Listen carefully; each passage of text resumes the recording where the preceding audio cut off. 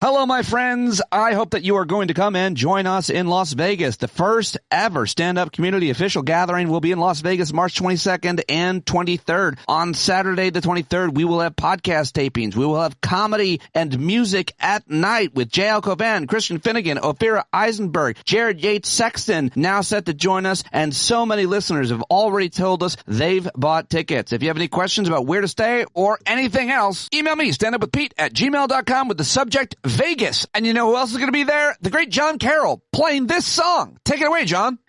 Stand up.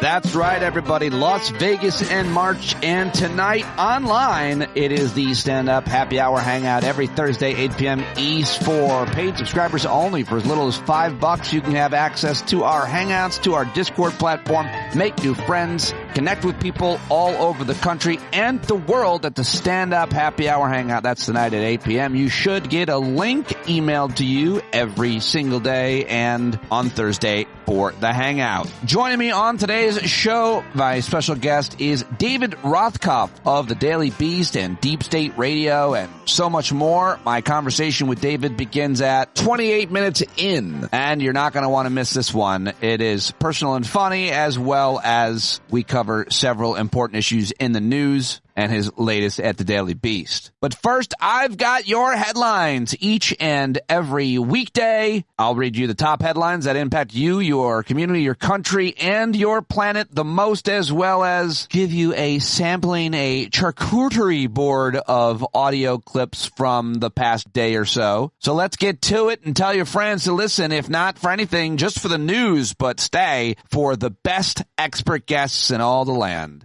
Or skip the news and just come for the guests. I always let you know when the guest interview starts at the top. All right, let's get after it. Yesterday was a busy news day, lots to talk about, but I think I'll take a little bit deeper dive on what I think is the top story yesterday, which was the arguments heard at the Supreme Court yesterday, where the Supreme Court's conservative supermajority signaled its intent to overturn 4 decades of precedent and award itself even greater authority to strike down policies that govern every conceivable aspect of life in the United States, according to Mark Joseph Stern over at Slate, writing under the headline, "The Supreme Court is about to seize way more power from Democratic presidents." He goes on to say this revolution has been years in the making, the result of a lavishly funded campaign to transform the courts into a weapon against any regulation you can think of. The environment, the economy, healthcare, civil rights, education, all aspects of federal governance will be in peril, subject to the whims of unelected judges with zero expertise or accountability and a distinct bias toward deregulation. Throughout the morning, he goes on to write, the Supreme Court sounded hostile to the very notion that elections have consequences, at least when a majority of justices dislike those consequences. And the court's right flank evinced little concern about tossing 40 years of stable law encompassing more than 17,000 federal court decisions in favor of the Federalist Society's preferred regime. This is a scary one and a big one. I'll be talking with Eric Siegel and maybe others about this one in the coming days. But let me not forget the other big stories of the day. Yesterday, President Biden met at the White House with top congressional leaders, as I said he would. In yesterday's news, it was reported this was going to happen. They were there to make an effort to convince them to quickly provide billions of dollars in funding for Ukraine and Israel, as well as for border security. A group of Senate Republicans and Democrats in recent weeks made progress towards a related compromise on border policy. But before the meeting, Speaker of the House, Mike Johnson, and the partner in an accountability project with his son over pornography, apparently. Well, anyway, Mike Johnson threw cold water on the chances of a deal. He said, I don't think this is the time for comprehensive immigration reform because we know how complicated that is, adding that the country must first, quote, secure our border before dealing with anything else. So there's a lot to unpack about what happened there, and I'll have some audio from the Vice President Kamala Harris on the issue of immigration from The View coming up. But let me get to yet another story of great impact and importance yesterday, which is a good one because it's not the kind of story that generates front-page headlines, but the Biden administration's work on behalf of consumers matters. The U.S. government on Wednesday proposed to limit bank overdraft fees, which companies can charge customers who spend more money than they have available in their accounts, touching off a fierce fight with financial giants eager to preserve their profits from federal regulation. We'll see if the Supreme Court strikes that down. But yesterday, these new draft rules were unveiled by the Consumer Financial Protection Bureau. Remember that regulatory agency that was created by the Obama administration after the financial collapse?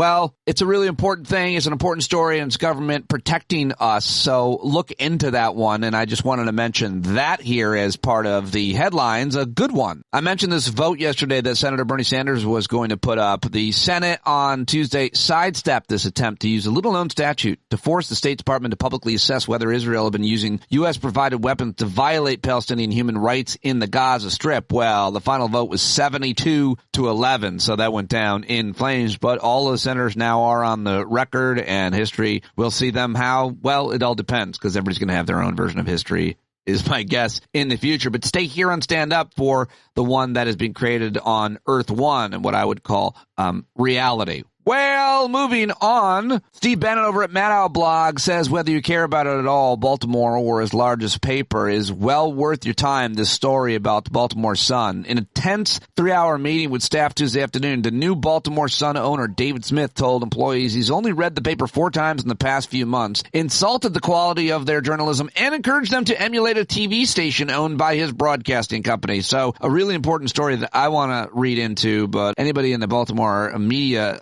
region probably knows about that. If not, should look more into it. Yesterday in Maine, a judge suspended the state's decision to exclude Trump from its primary ballot until the Supreme Court rules on a similar case. The super PAC supporting Ron DeSantis has begun laying off staff as the candidate shifts his focus to South Carolina. In climate news, Greenland is shedding 20% more ice than previously estimated, potentially threatening ocean currents that help regulate global temperatures. Hard to move on from that headline, but I have to.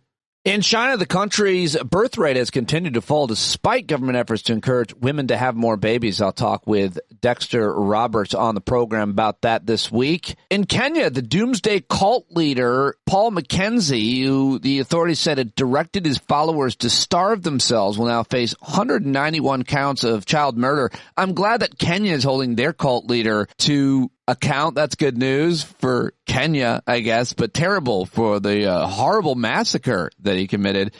In automobile market, how about this? Car sales of hybrid vehicles outpaced those of fully electric cars, some of which have struggled during this week's freezing weather. There's been some reports about some all-electric cars, and people are losing their minds about that. Finally, one of the big stories yesterday is that the GOP frontrunner, the likely nominee in the Republican Party, was back in court yesterday screaming and crying and making a mockery of the judge and the justice system, and it was drawing a lot of attention yesterday, but a judge threatened to throw the former president out of the courtroom at his defamation trial after he made several comments that the jury could hear. He muttered insults and shook his head, exhaled loudly, whispered to his lawyer. At one point, the judge, who had sparred all morning with Trump's lawyers over their objections to E. Jean Carroll's testimony, appeared to be losing his patience. He said, "Mr. Trump has the right to be present here," the judge began, adding that Mr. Trump could forfeit that right if he's disruptive and if he disregards court orders. The judge went on to say, "I hope I don't have to consider excluding you from the trial. I understand you're probably very eager for me to do that." And then Trump threw his hands up and said, "I would love it, actually." And the judge said, "I know you would. You just can't control yourself in these circumstances." Apparently, confrontation came on the second day of a trial in defamation case by E. Jean Carroll, who was 80 years old, seeking millions of dollars in damages from comments Mr. Trump, I'm reading the New York Times reporting, so I'm calling him Mr. Trump, who was 77, made after she said publicly that he'd raped her in the mid-1990s in an apartment store dressing room. It's just a crazy case. It's a crazy situation, and Trump just won't stop defaming her. 2 weeks ago, over the span of roughly a half hour, he used his social media platform, Truth Social, to go after E. Jean Carroll with 31 separate items. The same afternoon, he went after Carroll again during an event in Iowa. A few hours later, he published 40 additional items to his platform, many of which featured some version of this text. "Except for a fraudulent case against me, I had no idea who E. Jean Carroll was. She called her African-American husband an ape and named her cat Vagina. Look at her tweet stories and seen an interview about her. The judge in the case, another highly partisan Clinton-appointed friend. He should have recused himself long ago." The ravings of an absolute madman. And then roughly 24 hours ago, shortly before the new trial got underway, Trump returned again to Truth Social, publishing a bizarre and conspiratorial message about the case. he just won't stop and has said, can you believe I have to defend myself against this woman's fake story? As Steve Bannon writes in Maddow blog on MSNBC.com, in a civil case intended to get Trump to stop going after E. Jean Carroll, the defendant is going out of his own way to make clear to everyone that he does not want to stop going after Carroll. So there is that. And now I do have one piece of audio of Trump that I have to give you a warning. I'm going to play as I start with the audio clips. I just want to get this out of the way because it is worth hearing this less than a minute. Insane rantings and ravings of the former and, God forbid, again, future president of the United States of America.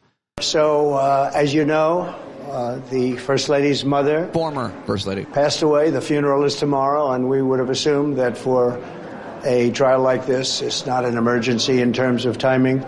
The judge would have been very nice and would let me go because I want to be at every trial day.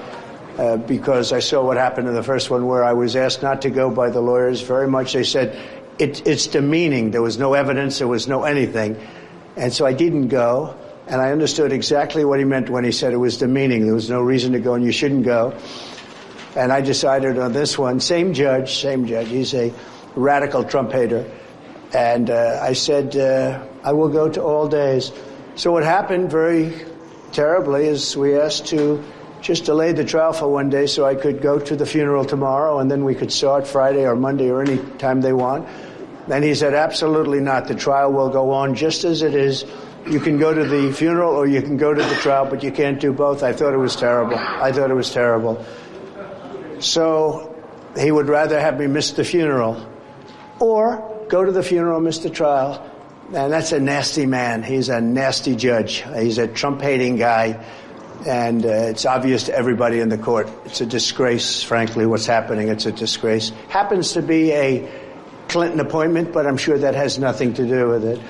All right, that's enough from him. He's going to get fined for another, well, much more probably this time for the continued defamation of E. Jean Carroll. And that is all I've got about him and that case for today. It's probably far too much already. You're probably mad at me for even playing that. I'm sorry. All right, well, you're going to be even more angry now because I've got former Trump White House advisor and friend of the show, Steve Bannon, who tore into the current House Speaker Mike Johnson on Wednesday after Mike Johnson, told a reporter that he did, in fact, believe President Joe Biden was chosen by God to lead the U.S. Listen to this minute from Steve Bannon's amazing podcast. I don't know what it's called, and I don't care, because I hate him with the fire intensity of 1,000 suns. Do we have that clip from Johnson saying about Biden being the will of God? Yo, bro, get focused here. Johnson needs some help. So this audience is prepared to give it to him. We have it. Let's kind of play this for a second. Okay, be prepared to have your heads blow up. Let's go ahead and hear it. Do you believe that Joe Biden's presidency is God's will? Is Joe Biden's presidency God's will? Oh, I know where you're going with this. Okay, so I said in my speech before I took the gavel that look, I'm a Bible-believing Christian, right? Bible-believing Christian believes what the Bible says, right? The Bible says that God is the one that raises up people in authority. I believe God is sovereign. By the way, so did the founders. I quoted the Declaration of Independence. That our rights don't come from government, they come from God, and we're made in His image. Everybody's made the same. We all are given equal rights and value, and that's something that we defend. So if you believe all those things, then you believe that God is the one that allows people to be raised in authority. It must have been God's will then. That's my belief, right? But I think that Yo, dude, he's an illegitimate president. Have you lost your freaking mind? This election was stolen. Don't start giving me. Don't be a theologian. I don't need a theologian. I need a Speaker of the House. That's what the country needs. Joe Biden's not a legitimate president of the United States. No to the Speaker. So no, God did not raise him up. All right, God didn't raise him up. So God did not have anything to do with Biden becoming president. He had something to do with Trump being president. I don't know how you connect those dots, Steve Bannon, or why anybody would ever care to listen to you, but that is a wild moment there for Mike Johnson, who's that's a crazy person. God is sovereign. What? The fuck up. What are you talking about? Okay, well, moving on. Speaking of crazy Republicans in the House of Representatives, there's a congresswoman named Anna Paulina, and she doesn't get enough attention for being absolutely batshit crazy. She's a Republican from Florida, and yesterday she flew in a fit of rage at the Cato Institute's immigration expert guy named David Beyer after he openly mocked her defense of the Trump administration's policies of separating migrant children from their parents. This is a hearing on immigration in the House. Yesterday, Congresswoman Luna slammed this guy's contention that the Trump administration was inflicting psychological trauma on migrant children by separating them. And, well, you can hear the rest. That Mr. Breer had made. You talk about intentional trauma and that the Trump administration caused intentional trauma by separating these children from their quote-unquote parents. The fact is that, one, we don't know if these people are really... Why are you laughing? Mr. Breer, why are you laughing?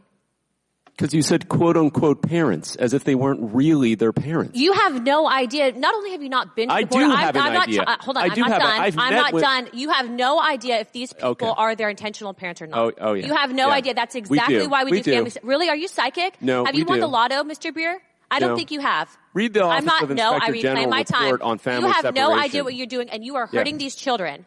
The reason why we want family separation until we can confirm if they are the actual biological parents is because these kids are being trafficked.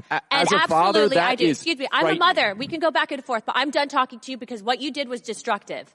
Now, going back to what I just showed you right there, you have no idea. Okay, well, that's enough from that congresswoman who's way out of her mind, but one who isn't, who we absolutely love, is Jasmine Crockett of Texas. She's a Democrat. And yesterday, she questioned why the MAGA Republicans appeared to be obstructing everything the Biden administration was trying to do to alleviate the crisis at the border. She gave this impassioned speech about what she called Republicans, quote, obstruction and cruelty at the House Oversight Committee yesterday, titled "The Biden Administration's Regulatory and Policymaking Efforts to Undermine U.S. Immigration Law." The same hearing, but a sane woman, and a very effective one at that. Clear President Biden has tried to give state and local governments and nonprofits federal resources to support temporary food, shelter, and other services, but MAGA House Republicans are refusing to give those cities and states those resources.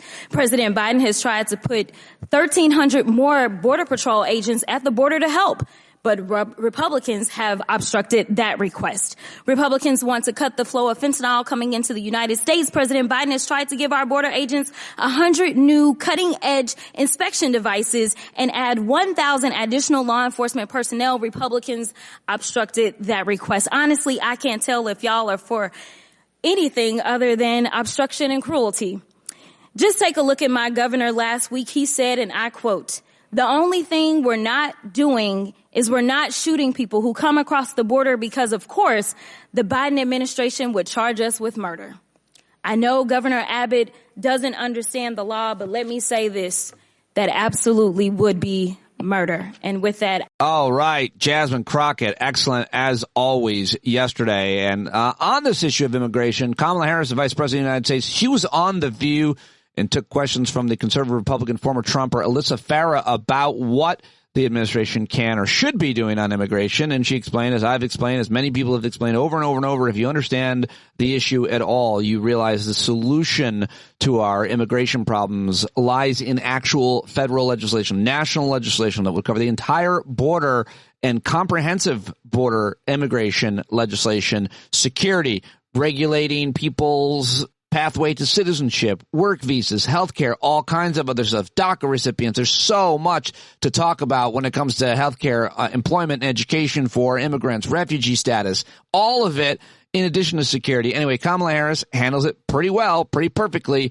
here on The View yesterday. And on that, I have to ask about border security. So 2023 was the biggest year for illegal border crossings, with resources stretched, fentanyl pouring into the country, cities pushed to the brink. Do you think this is a crisis, and what is being done to address the root causes of our immigration problem? I think the segue couldn't be more perfect because, listen, first of all, everyone knows our immigration system is broken. Right. Okay. The first bill that we dropped, the first bill that we offered right after inauguration was to fix the immigration system. A comprehensive plan to deal with the immigration system. Do you think they've taken it up? No. We want solutions. The solutions are at hand. But frankly, we're in an election year, and The folks who want to return Donald Trump to the White House would prefer to talk about a broken immigration system instead of focusing on the solutions that are at hand and engaging in bipartisan work. Let's remember the days of George Bush, John McCain, even Lindsey Graham, who agreed that let's fix this. Let's work together on the solutions to fix this. Yeah, but if you fix it, then it makes the Biden administration look good, and they don't want that. But what are you doing to work with Republicans to try to solve this issue once and for all? We offered a bill. We have offered that there would be, in the Senate, we have offered that there will be a bipartisan work to fix it. It literally was the first bill we passed. And I think it's critically important that we understand that there are petty politics at play on this issue as much as anything. We need solutions. The solutions are at hand. We have to work on them together. We have offered, for example, that in our security package coming up, $14 billion that we would like them to approve, which Senate Republicans support, to address this issue, and Senate Republicans support it.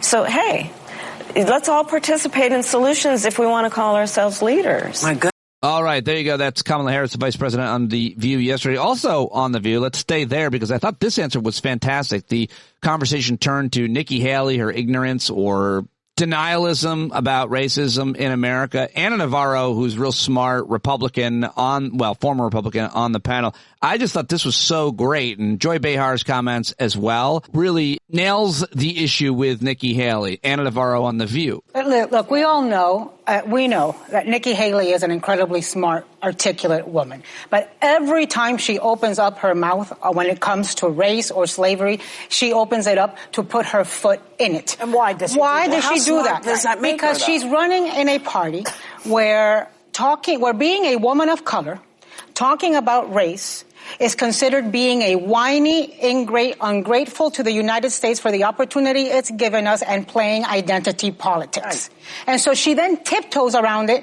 and every time she talks about it, she sounds a fool. And she particularly sounds a fool because she was the governor of South Carolina who removed the Confederate flag from the state capitol after nine black people were killed by a white supremacist at Mother Emanuel Church. Yeah. And, I saw the other day, so it strikes us quite differently when you hear a woman of color deny racism in American history. And it strikes differently because in April, I saw her post this really nice picture congratulating her daughter for marrying her son-in-law, who's African-American. Mm-hmm. Well, before the Loving decision, her daughter would not have been able to marry her husband. Yeah. Her daughter would not have existed because Nikki Haley could not have married her white husband before 1967 in the Loving decision. So that's how racist this country's history has been. All she really had to say, it wasn't that complicated. No. She could have said, well, we were one of the countries in the world that had slavery, which was a racist policy. And we've come somewhat a long way with a lot of people. It's gotten better. According to her, it's gotten better. But there was Jim Crow, there's redlining, there's a lot of segregation still going on in the country. Indeed, there is. Joy Behar and Ana Navarro on The View yesterday. And speaking of the issue of race, interesting development in New England sports. I know you don't really listen to this show for sports, but this is a cultural issue, an issue about race. Of course, Boston not known for their open-mindedness when it comes to race, a history of racism in Boston and New England as well, I should say. Well, all over the country, obviously. But yesterday, the New England Patriots hired their first black coach, a former linebacker player for the team, spent 8 seasons with the Patriots, and his name is Jared Mayo. And he believes it's important to acknowledge the fact that he's the first black head coach in the history of the New England Patriots. But I absolutely loved his answer here about race. And I don't know why it's so hard to understand, but here he is, saying it quite perfectly. The new head coach of the New England Patriots, Jared Mayo. I do see color because I believe if you don't see color, you can't see racism. And whatever happens, black, white, disabled person. I've always, even someone with disabilities, I always, for the most part, people are like, when they're young, they kind of make the spot hot. Younger people know what that means. But what I would say is, no, I want you to be able to go up to those people and really understand those people. So it goes back to whatever it is, black, white, yellow, it really doesn't matter, but it does matter so we can try to fix a problem that we all know we have. Real well said by the New England Patriots football coach, and good luck to him coming in after the greatest of all time, one of the best of all time, certainly at New England, the best, Bill Belichick. And now you're the black guy who steps into his shoes. So that's going to be a tough task just because of all that bullshit pressure. But good luck to him, and very well said. I like that and wanted to share it with you. And finally, like to end the news on a laugh, and Stephen Colbert poked fun of Christian and Bridget Ziegler, who used to run the Republican Party and one of the founders of the Moms for Liberty. You've heard me talk about that story here with Ron Filipkowski and others. Here's Colbert making fun of it and giving us the update on it all. Perhaps the strangest story of Republican dysfunction comes from Florida. On Monday, the chairman of Florida's Republican Party was ousted because he was under criminal investigation for sexual assault. Yes, no one under investigation for sexual assault should be chairman of the Florida Republican Party. They should be the Republican nominee for president. And here, you okay? You all right?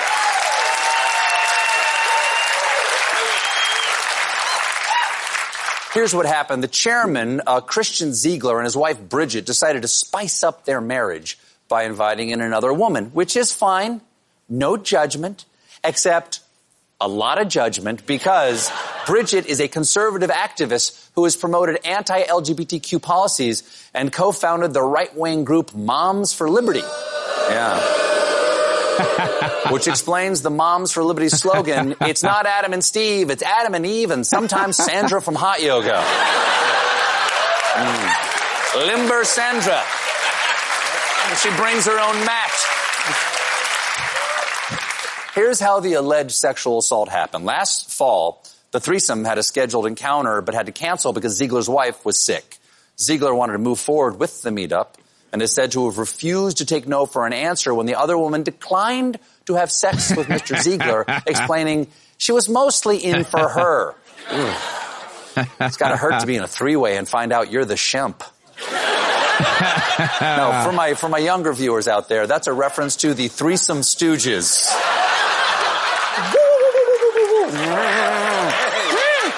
All right, Stephen Colbert on CBS last night. And that is all I've got for you in the opening news segment. Now it is time for my conversation with David Rothkopf, who I always shoot the shit with a little at the beginning and I record it. Sometimes I put it in, sometimes I don't. But I like this conversation at the top because his daughter Joanna just won an Emmy as a writer on Last Week Tonight. And we talked about male relationships, and I had a little fun with that because yesterday I went for a hike in the woods with Ken in the snowy, cold woods. It was wonderful. Get outside. I shared pictures on social media, but I'll share one as today's vitamin N as well. Snow-covered carpet of forest, and we were out there without our dogs this time, but it's always great. So I started there with David Rothkopf. We talked about that, and of course we talked about his latest at the Daily Beast and the conflict in the Red Sea with the Houthi rebels,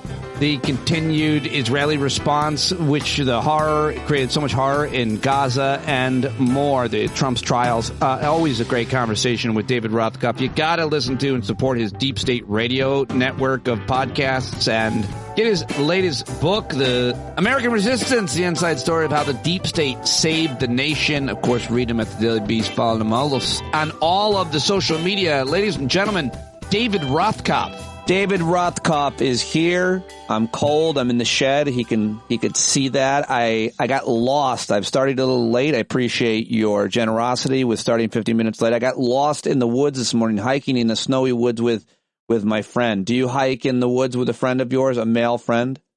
Not if I can avoid it. First of all, I don't really have any friends. And secondly, although there are woods so directly across the street from my house, which I walk in with, my dog.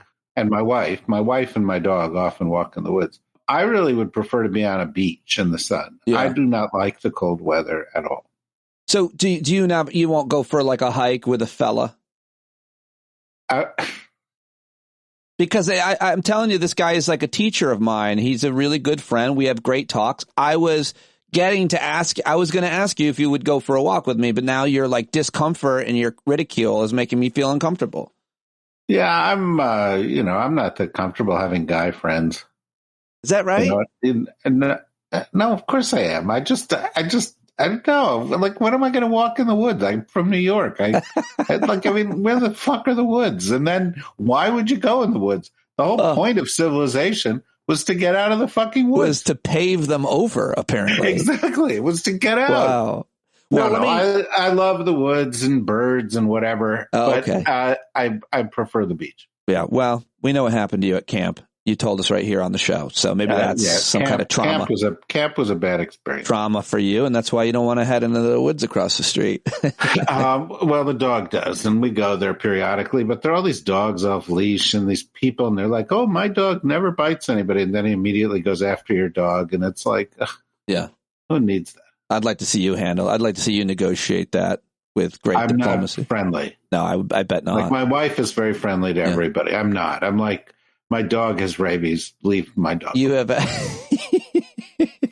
You actually, is it not true that for this reason you named your dog Rabies so you could yell if it was off the leash? Rabies! I didn't name him Rabies, but my dog's given name is Grizzly. Oh. So it's as close as you're going to get to rabies without naming.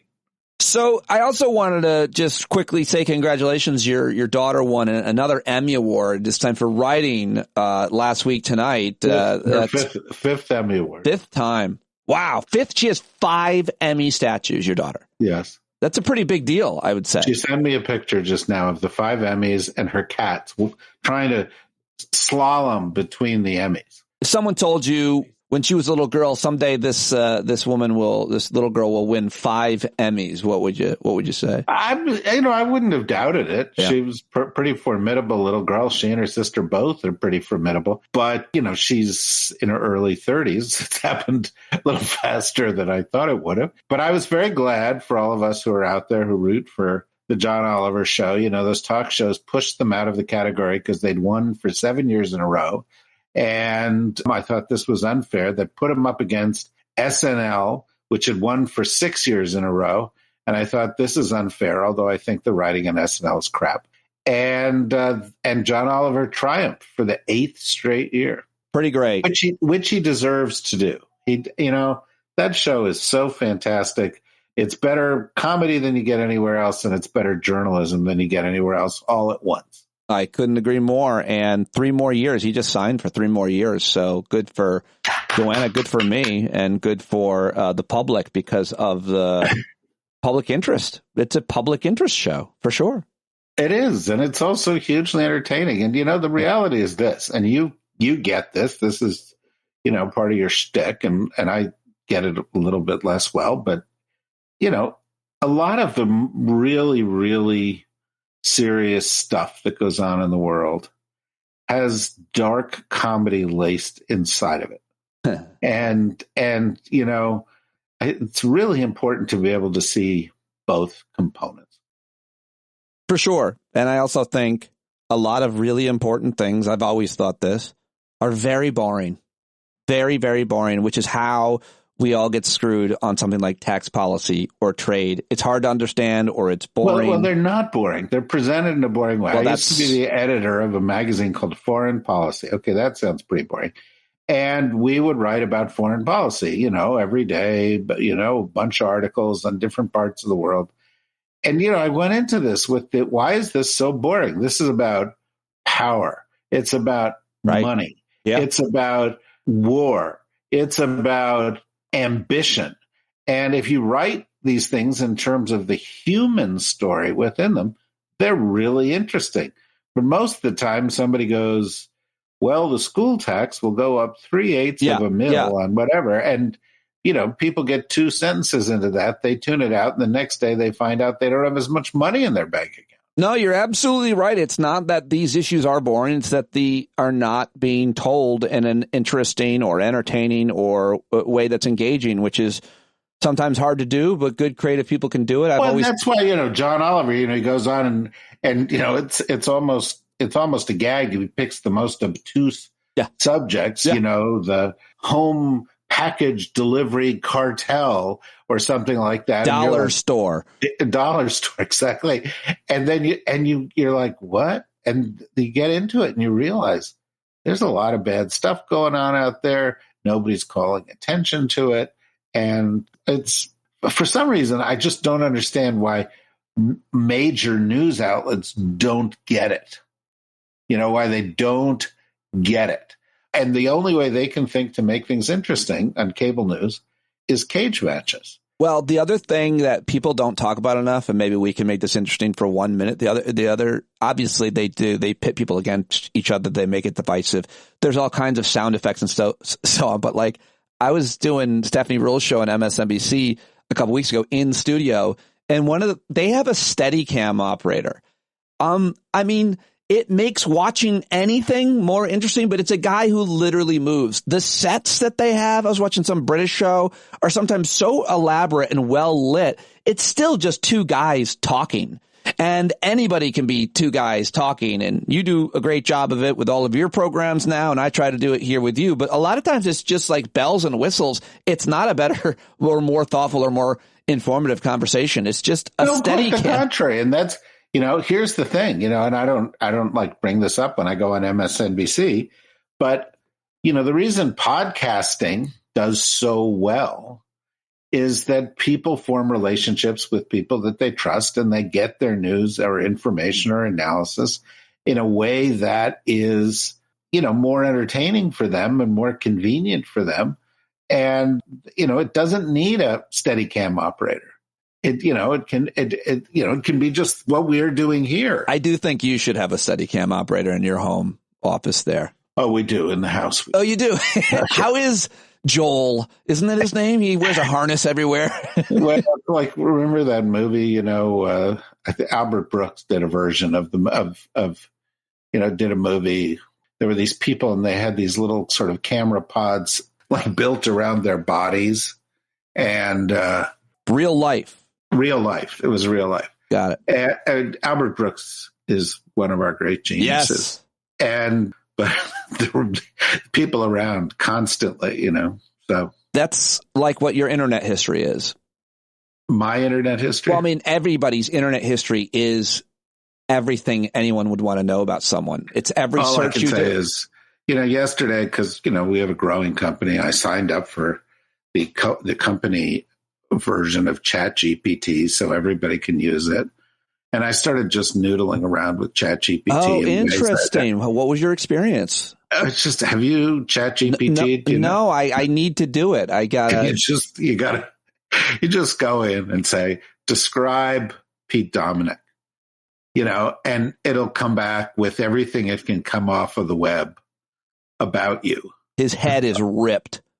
Well, we don't know because of the hat, but now different versions. The free version of ChatGPT only goes back through 2022, so you have to buy sort of the later versions, so it's more up to date. Oh, good. It won't cover most of my regrets for my career if you ask that question. So how would you use it with your company, or how would someone listening hear how it might be used because I guess I don't want to be behind. People don't want to be behind. I would like to start replacing people at my company immediately. Get out of here, Michael! You've been replaced. Michael's a small child who lives outside the shed. Well, my goal in my company is not to get rid of anybody because we have too few people to get rid of anybody, but it's to continue to grow the company without adding anybody. And so, if you can go and like do a pretty good job, and you've got to cross-check this stuff. But if you want to do a preliminary research, like on anything, like tell me about the latest laws written about AI around the world, you'll get a thing. Now, you can also amuse yourself, and I'm only scratching the surface. I don't know what possessed me, but I was like, tell me about the Iowa caucuses results in the style of Ernest Hemingway. Oh, that's fun.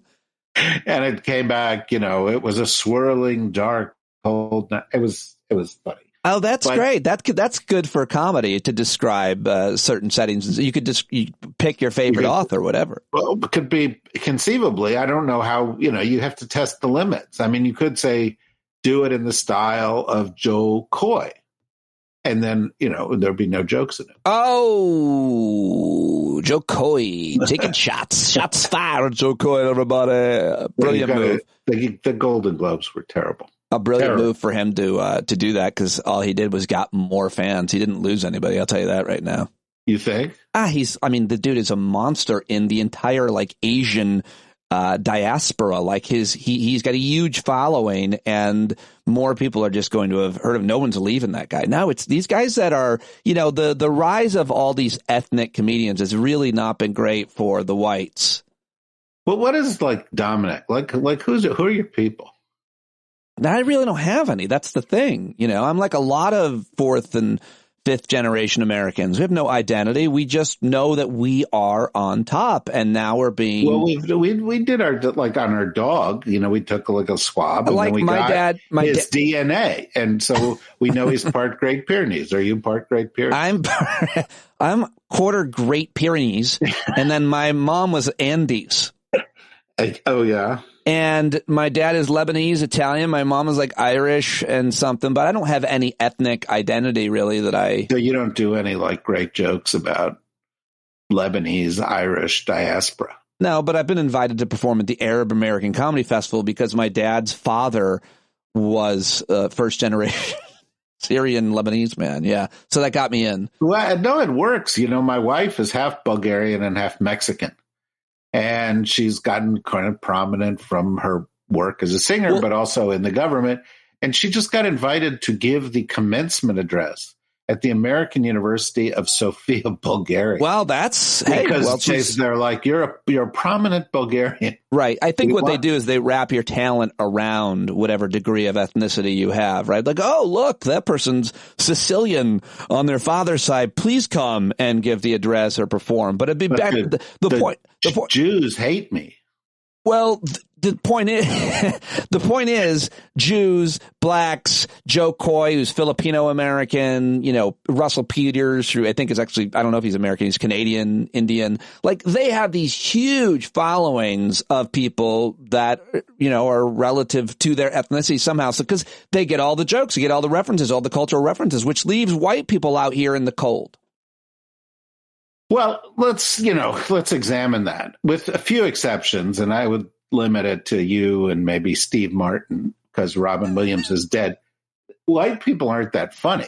I mean, and secondly, white people were a majority. We're heading to a point, 2043, according to the Census Bureau, in which we live in a minority majority nation. So we're increasingly diverse population. And people do want to feel a sense of community. You get isolated, you're zooming around, you don't have a lot of human contact, you're in the woods with your one male friend. And, you go and, people want to connect with somebody. So there's no, they find whatever they can do. If you were like a gamer and they were like, oh yeah, he's the gamer comedian. I like him. He knows how to, tell a joke about World of Warcraft or something. Well, my new comedy special is out, and it's about, a lot of it is parenting. Well, that's nice because, white parenting. White, suburban. That was like all of sitcoms on television for 40 years. It's called caucasity. No, I think we could talk about humor forever, but I'll just leave it on this, which is, you're right about white people not being funny. We're funny. I thought we were really funny growing up, me and my buddies. And then I went to college and I met a lot of black guys and learned black humor. And then I lived on the Upper West Side and learned Jewish humor and gay humor. And it was all different and, quote, better than the kind of humor that I grew up with. But it was when you say white humor, I assume you mean Oscar Wilde? I kind of am talking about my generation of 90s suburban kid who grew up, listening to similar music and following similar trends and listening to similar comedy in kind of a way that you already mentioned in terms of the sitcoms that we grew up with. But that kind of humor is definitely different. Ethnic humor is different per the ethnicity. All cultures have different brands, and it's when you learn them and venture out and take a risk in joining them, it becomes interesting. Well, the culture is an interesting word, but the concept, and my wife practices and teaches cultural diplomacy because it's important, is that we're just, we're all pack animals and we're all looking for a pack. We're all looking for a connection to somebody somehow. And we'll take ethnicity, we'll take community, we'll take common interests, we'll take I'm fat, we'll take I'm skinny, we'll take anything to connect us to other people. And, it used to be if you were in Toledo, Ohio, and you were the only plushie in town, you felt weird. Yeah, right. But now you can go on the internet. Yeah. And there are 10,000 plushies. Yeah, yeah. Dungeons and Dragons, whatever your bag is, sexual kinks, anything you want. There's something for everybody. It's all out there. Now, there's a downside of that. What is it? The downside of that is that you're, a Hitler-loving white supremacist asswipe, and you're like, nobody will talk to you, and that's the reason you want them all dead and why you're building up a big collection of guns in your basement. There wasn't a way to connect. And now there's hundreds of ways to connect, and they're much more organized than they ever were. And they feel as though they're a movement. They feel as though there's something out there. They have a secret language and a secret code, and they sell things for $14.88 because, because it somehow connects to Hitler, and they go, this is I'm like, doing this evil thing. And that's why, we had on our podcast this week a couple of guys from the Council on Foreign Relations, Bruce Hoffman and a colleague of his, who've just written a book on, extremism, terrorism threats in America. And it's just grown and grown and grown and grown. Yeah. And because of what you're saying in large part about the way you can find people. If you're a loner, you can find other people, which is why I'm launching a new podcast in an effort to get more listeners and subscribers for them. Called Hitler Was Great, or it's not too, that's a little on the nose. We're working on the title. We'll workshop it. But yeah, it's for the Hitler loving, what did you call them? Hitler loving white supremacists that can't find someone in their neighborhood. They can find all they want online. Yeah, you're right about how that is a downside for sure.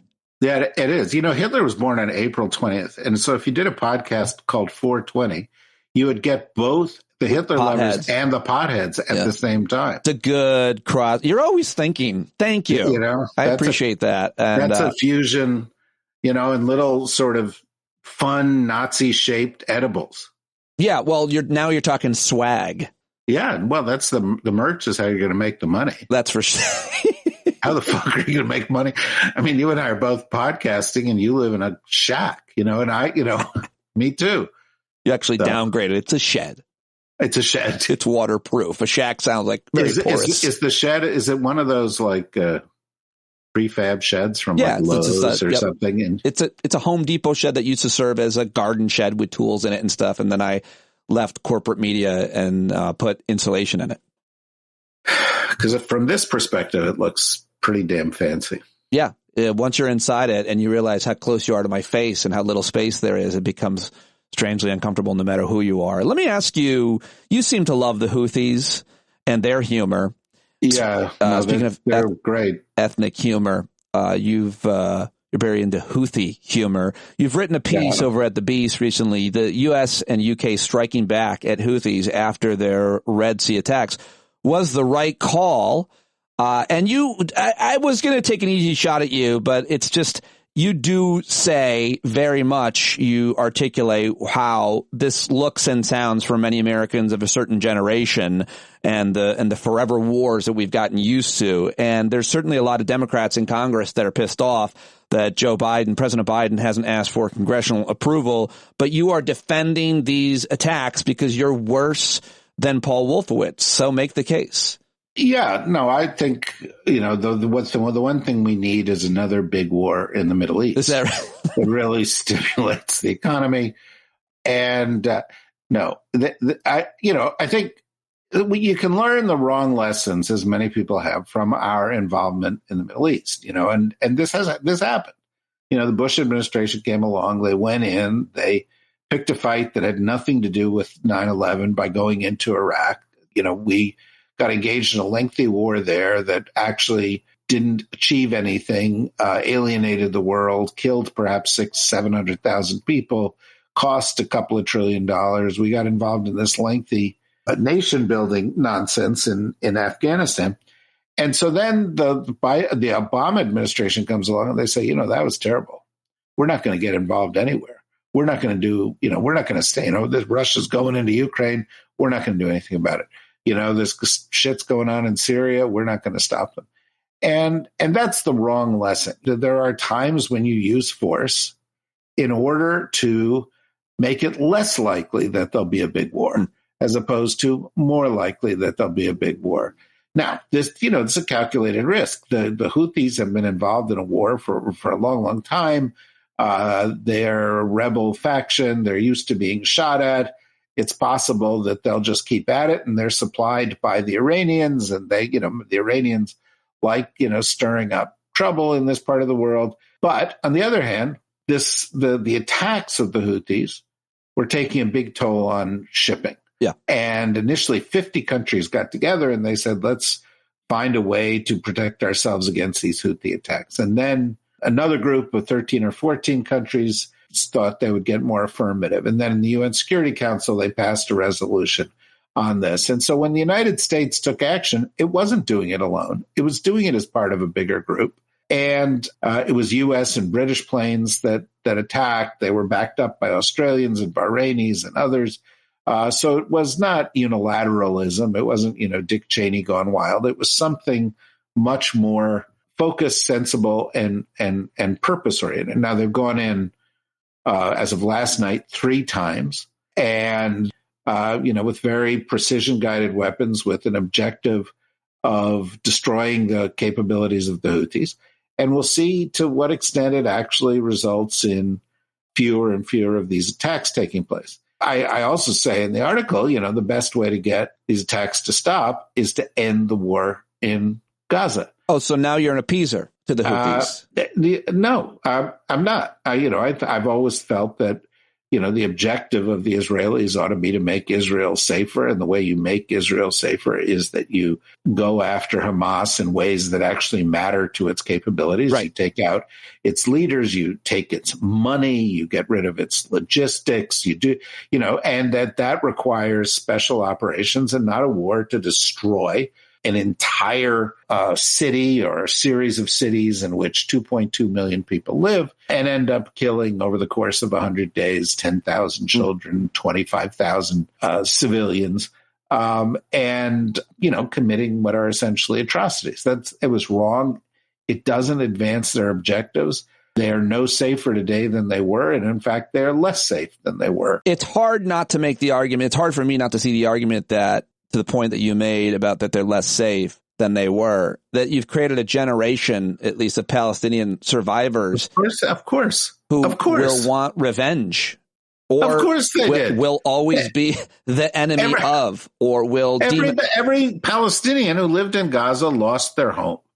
The vast majority of Palestinians are from families that have lost at least a person, often many people. Everybody has paid a huge price. We have not seen the end of it.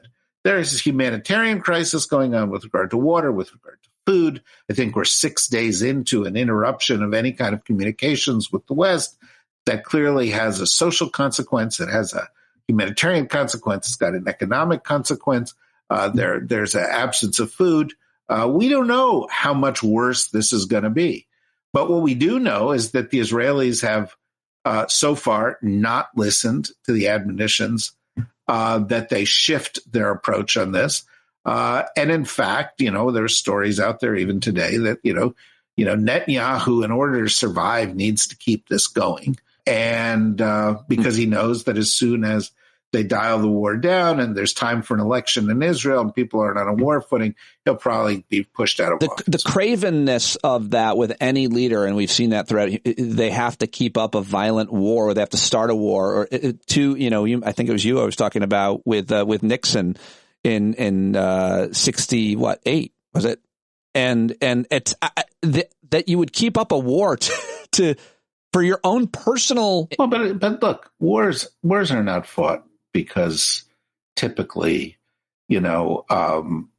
somebody has made a rational, calculated decision that this is the best thing to do for their people, or that there is some big moral argument.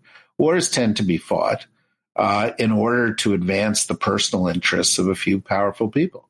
And sometimes they're always dressed up in this kind of finery of patriotism and so forth.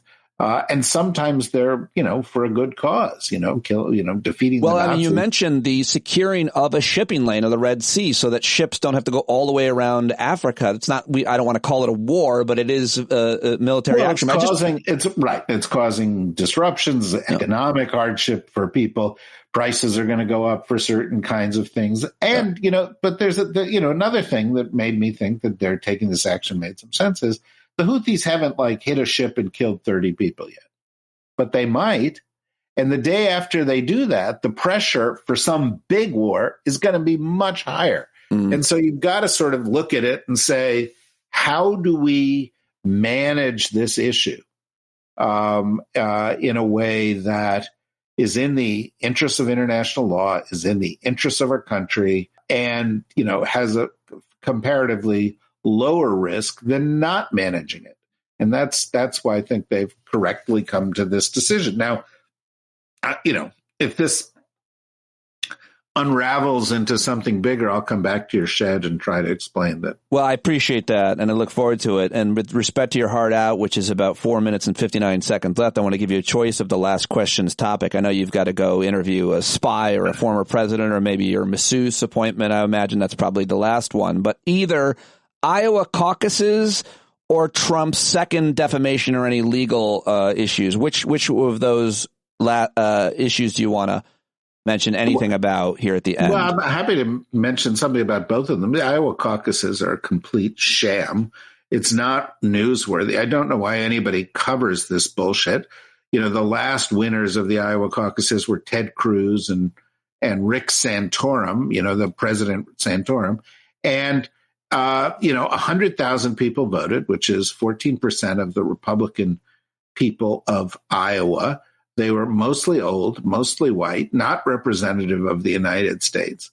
Trump got 56,000 votes. 56,000 votes would not fill the football stadium at the University of Iowa, which seats 69,000 people and is the only football stadium in America named after a Heisman Trophy winner. Thank you, Wikipedia. But having said that, this is small potatoes. It doesn't really have to do with anything. Just like, New Hampshire doesn't really have to do with anything because it's like this little white state that still has something that's a little bit like, Siberian tigers, which is moderate Republicans, the last moderate Republicans that can be found in the wild are in New Hampshire, and so, it doesn't really have any relationship to anything. And the reality is the deed is done.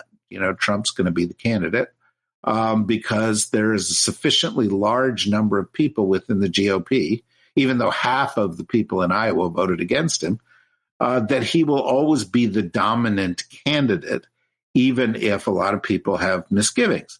That's probably good for the Democrats when the general election rolls around, because a lot of those people won't vote or may vote for Joe Biden. And that's why the Republicans, ever since Trump got into office, line up behind him only to lose over and over and over again. And I think that'll happen here. As for the defamation trial, I love going on Twitter and following these people who are live tweeting it, because Alina Habba keeps getting up and doing dumb shit because Trump likes her to do dumb shit.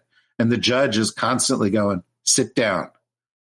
And she's like, I don't like to be spoken to that way. And he's like, I don't care. Sit down. Wow. And it's super entertaining because I didn't know that people were live tweeting it, because there's no audio or video or TV, right? No, but the live tweets are just great. Yeah, she's so bad, apparently. Yeah, no, she's terrible. She's an idiot. Trump's an idiot. E. Jean Carroll, who I will acknowledge as a friend of my sister's, and they have Thanksgiving together every year. Oh, wow. Is, a nice woman who is badly treated and is going to get tens of millions of dollars because the court has already found that Trump is liable for sexual abuse. The judge wrote, which is to say rape. Yeah. But it's a civil trial, people are saying. It's just a civil trial that he's found guilty of rape by a jury of his peers. Well, it's a federal civil trial. There is a judge. There is a federal judge presiding over it. And a jury. And a jury. And there's going to be, some big finding at the end of it. But this idiot is, the day the trial started, he tweeted out 22 times about E. Jean Carroll. Oh, wow. So it's like and they should be like, Mr. Trump, each one of these tweets will cost you $1 million. Yeah. So have at it, buddy. But the meter's running. They think the penalty is supposed to assuage. It's supposed to prevent you from continuing to defame someone. And most of us would be like, okay, I'll never do that again because that really cost me. No, but this is how the justice for the rich works in America. Yeah. You'll remember back in the day, you were very young, but 2007, 2008, there was a financial crisis. The financial crisis was caused by the lying and greed of a bunch of big Wall Street firms. So somebody, says, you shouldn't have lied and been greedy. And they find JP Morgan liable for $20 billion or has to pay a fine of $20 billion. And you know what JP Morgan did? Oh, they wrote that right off. That was a cost of doing business. Cost of doing business, baby. Yeah, they were like, worth it. Worth it. If you somebody came up to you and said, okay, you will now pay $20 million, you would be like, I'm living in my shed for the rest of my life, and I'm going to be eating out of garbage pails. Well, I wouldn't want that kind of wealth to change my lifestyle. So no, I understand. Because you're like Emerson or Thoreau, and you're That's right. Thank going you. for a long walk in the woods and contemplating Walden Pond. Yes. It's beautiful. You finally see me here at the end. It feels good to be seen by someone of your stature. I've been trying to get this across subtly, but the shed and the walks in the woods, and then finally, you see me. Thank you. No, you're like a raw man. I like to climb trees in a windstorm and ride them like surfing the wind at the very top of the tree and sway out there like... No, I bet you're going to, as soon as we're done, you're going to have like a lunch of acorns and twigs. That's right. That is absolutely what I'm about to do. I will let you go, and because I feel so seen, and it feels good. Thank you. Finally, we should walk in the woods. Someday, Henry David Dominic, I will join you.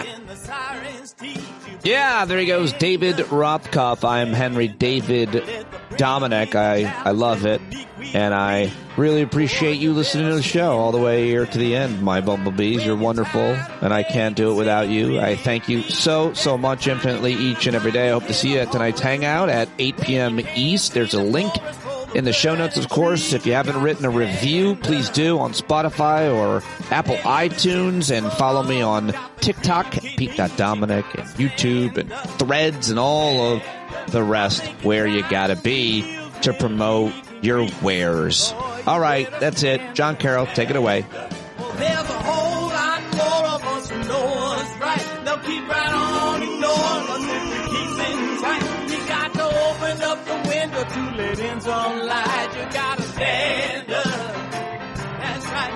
You got to rise up. You got to stand up. You gotta stare the devil straight in the eye. We got to let him know it's his turn to go. See it clear and all you hear is a lie.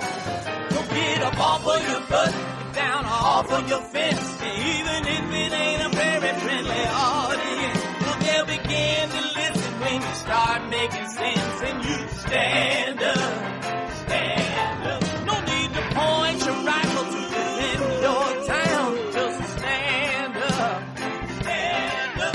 You know they can't deny you what you're laying down. Oh, you better stand up, stand up.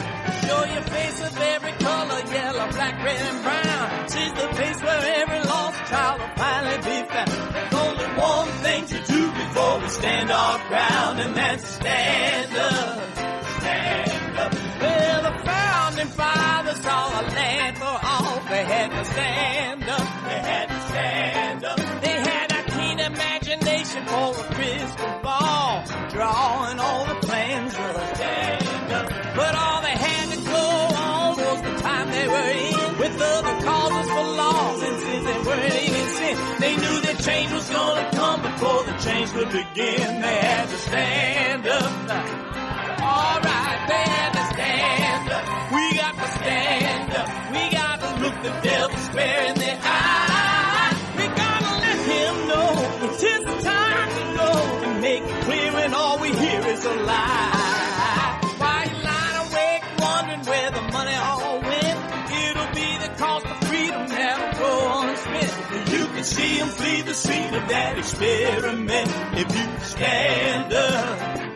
Alright, we got to speak up, we got to reach up and raise your voice in every way you know how. Don't be toes up, you got to show up. Ain't no better time to do it but now. No need to pledge allegiance to no wanton tribe. Rise up, show obedience to the voice inside. And listen well and it'll tell you not to run and hide. It says stand up.